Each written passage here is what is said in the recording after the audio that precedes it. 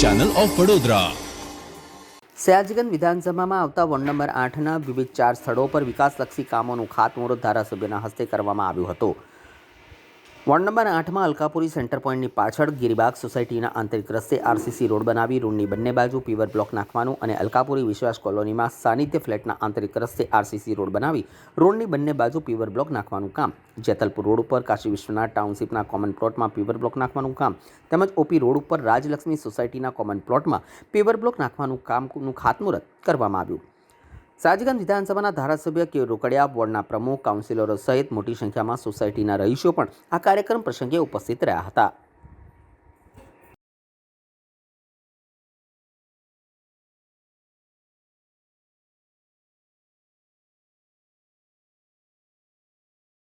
આ 3 દિવસ એટલે કે શનિવારે સાંજે, કાલે રવિવારે અને પરમ દિવસ સોમવારે આમ વોર્ડ નંબર 8ની અંદર કરોડો રૂપિયાના ખાતમુહૂર્ત આજે અમારા કોર્પોરેટર દ્વારા કરવામાં આવી રહ્યા છે।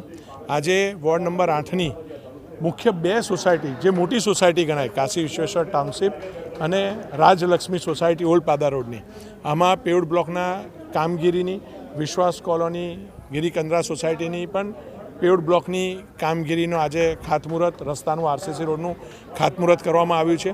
આવતીકાલે પણ વોર્ડ નંબર 8ની અંદર અને વોર્ડ નંબર 9ની અંદર આશરે કાલે 1 કરોડ અને 70 લાખ, આજ અને કાલ થઈને 1 કરોડ 70 લાખના કામોના આરસીસી રોડના, પેવડ બ્લોકના, સોસાયટીના કોમન પ્લોટના પેવડ બ્લોકના કામોનું ખાતમુહૂર્ત કરવામાં આવનાર છે।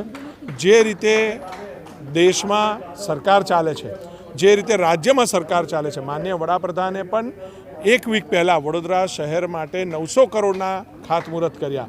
હમણાં જ માનનીય મુખ્યમંત્રીએ વડોદરા શહેરમાં 700 કરોડના ખાતમુહૂર્ત કર્યા।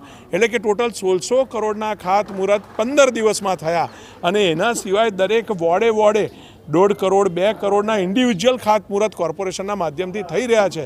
ત્યારે વડોદરા શહેરના વિકાસની અંદર ખૂબ મોટી હરણફાળ, વડોદરા શહેરના બજેટનો 1/3 પાર્ટનું ખાતમુહૂર્ત ને લોકાર્પણ, આ આખા બજેટનું, સમગ્ર વર્ષના બજેટનું 1/3 ભાગ એટલે 3જા ભાગનું ખાતમુહૂર્ત જો 1 અઠવાડિયામાં થતું હોય, આ સરકાર, આ કોર્પોરેશનની ખૂબ મોટી સિદ્ધિ છે।